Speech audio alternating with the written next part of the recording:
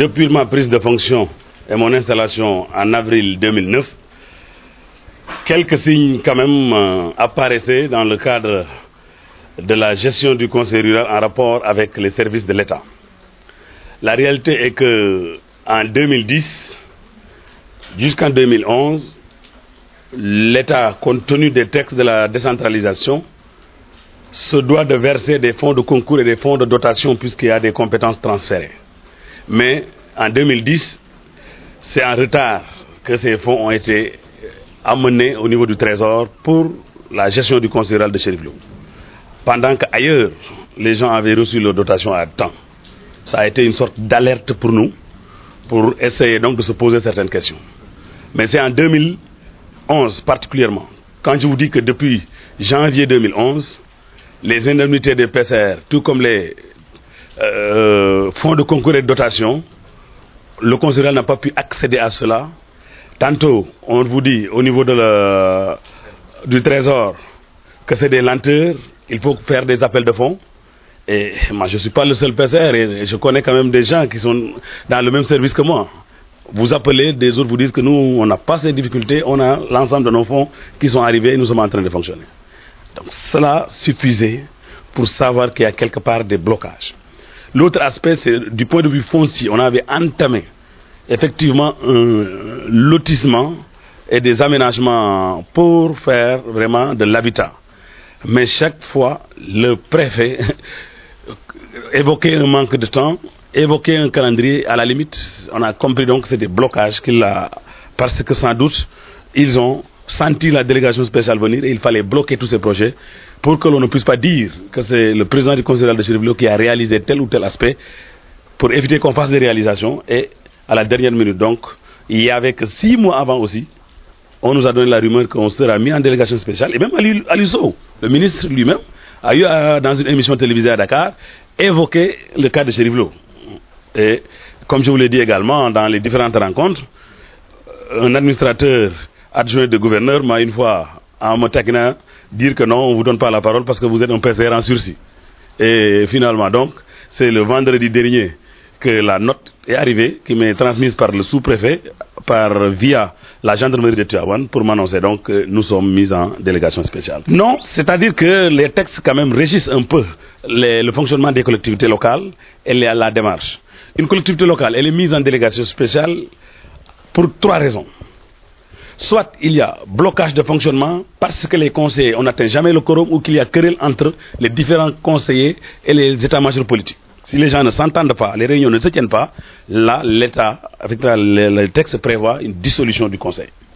Deuxième raison, c'est quand il y a des fautes lourdes de gestion. Mais que je sache, Cherif Lo n'a jamais été aussi bien géré sur le plan administratif en rapport avec le respect des règles, des lois et des règlements. Et la troisième chose, c'est quand on vous ampute une parcelle de territoire, fût-elle 1 mètre carré, ajouté à une autre collectivité locale, là la loi dit que celui qui perd un village et celui qui en reçoit sont frappés sous le coup d'une délégation spéciale. Mais c'est pourquoi l'arrêté du ministre, j'ai dit qu'il y a eu 2 poids 2 mesures, en ce sens que le décret 2009-125 du 6 février 2009 qu'évoque Ali Sow, qui a porté extension de la commune de Tivaouane, tout comme le décret 1545 qui a créé la nouvelle communauté rurale de Pambal. Mais tout cela, la communauté rurale de Cherif Lo, Taïba Ndiaye, Notogouy Diama, tout comme Pire, c'est des zones qui ont été amputées. Pourquoi alors on a choisi délibérément de mettre Cherif Lo en délégation spéciale? C'est donc à ce moment que je dis que ce ne sont plus des raisons administratives ou de gestion, mais c'est véritablement un hold-up politique de la part du PDS et du gouvernement d'Abdoulaye Wade. C'est pourquoi cela a fait mal aux populations qui ont réagi de manière violente et malgré tout, de toute façon, nous avons accepté de faire la délégation spéciale, d'accepter de faire la passation de service. L'État, sentant que la population n'est pas contente, il y a une armada de plus de 400 gendarmes de la LGI avec des genoussières, des lance-flammes et tout, pour cela montrer donc qu'il y avait une peur quelque part dans cette délégation, parce que les populations ne sont pas contentes, elles l'ont exprimé. Le problème seulement, c'est que dans ce pays, je pense qu'il faut qu'on sorte des chantiers battus, il faut qu'on demeure républicain et qu'on reste légaliste. Parce que pourquoi? Si c'est l'État qui prend cette décision, arbitraire que soit cette décision, c'est une décision administrative quand même.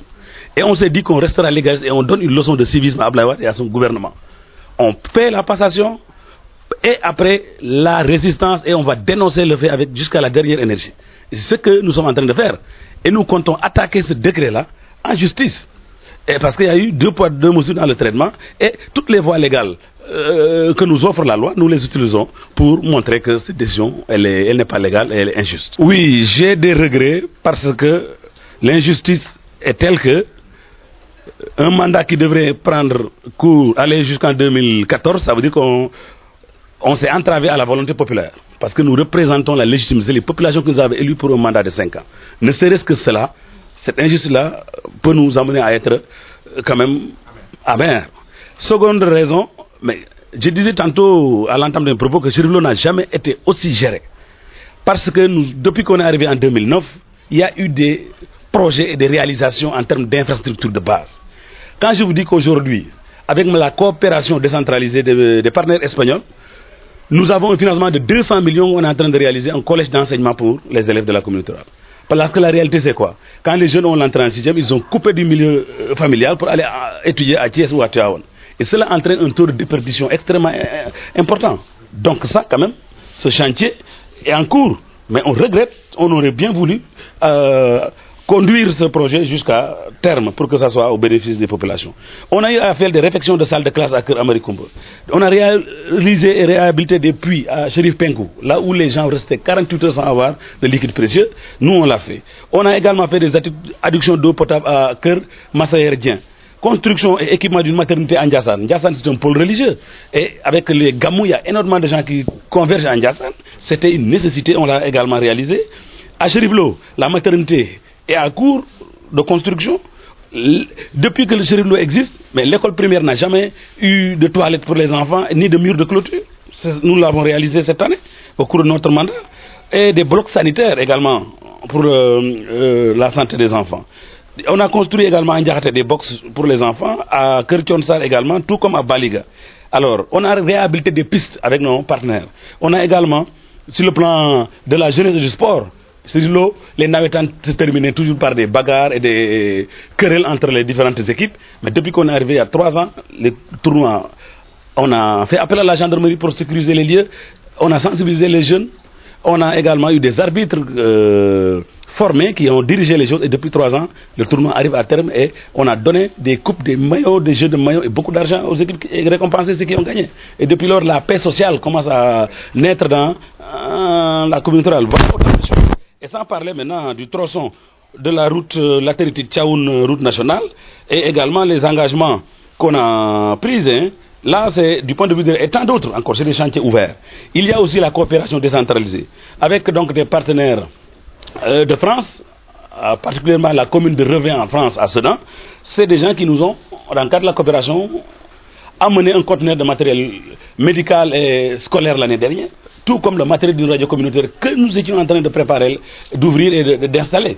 Waaw, xam nga gouvernement Abdoulaye Wade daf ñoo tàmmal koo xam ne kii farul ak yow rek dañu lay dindi moo tax mbir mi bettuñu ndax ay firnde commencé woon na ñu ko ci am mu ñuy leeral maanaam nga toog ce budget bi nga xam ne état bi la ko war a jox parce que compétence transférée yi la ñoo jël xaalis boobu bloqué ko ci trésor boo ñëwee tey ñu ne la déet xaar leen xaalis bi ñëwagul nii ak nii alors que yeneen communauté rurale yaa ngi dox nu mu waree ça veut dire que loolu ñu ngi bloqué communauté rurale bi beneen ba nga toog ñu lay wax ne dañu leen def délégation spéciale ba ministre bi Aliou Sow ci boppam di ko wax ci benn émission télé xam nga yooyu yëpp ay firnde la ñooñu di indi ay ndimbal di ko jox askan wi mais xam nga bu ñu déggee ne lii xew na dañ ciy rocci seen loxo te kenn du man mii maa ciy pâtir au contraire population yi ñooy am seen naqar ñu ndax li ñu mënul ñu leen ñuy jàppale ñooñu dañuy rocci seen loxo te su boobaa jafe-jafe yi rek moo ci nekk waaye daal li ma bëgg a tënke mooy rek Abdoulaye Wade dina xam ne daf maa may congé rek Aliou Sow may ma repos incha allah ña ma faloon tukki wu ñu demuñu fenn ñu ko Chérif Lo bu ñu tasewaatee terrain politique dañu leen dumawaat jëlaat communauté rurale bi